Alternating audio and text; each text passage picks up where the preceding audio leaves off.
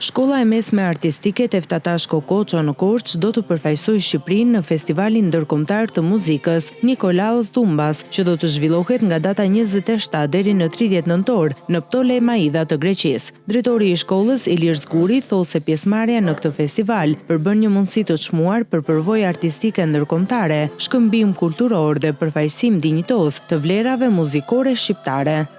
Për të disa të vitë të radhas, kemi pasur ftesa për organizim aktivitetesh jashtë Shqipërisë, kryesisht Maqedoni, dhe këtë radhë kemi një ftesë nga Shkolla e Muzikës të Ptolemaidës, e cila në bashkëpunim me Komitetin Organizator të Festivalit Nikolaos Dumbas, është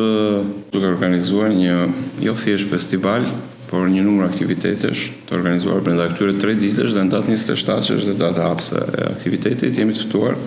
dhe ne si shkollë. Jemi duke përgatitur, sapo kemi filluar përgatitjet për një grup nxënësish nga më të mirët kuptohet, të cilët do të performojnë atje me veprat të ndryshme të muzikës klasike kryesisht. Dhe janë përzgjedhur nxënësit me arritje më të mira në të gjitha aktivitetet, edhe ndërkombëtare, të cilat tashmë janë për të zakonshme për një pjesë të nxënësve më të talentuar të shkollës. Fillimi i pjesëmarrjes në të gjitha aktivitetet ndërkombëtare që kanë ndodhur deri më sot, sigurisht që ndihmon shumë në krijimin e një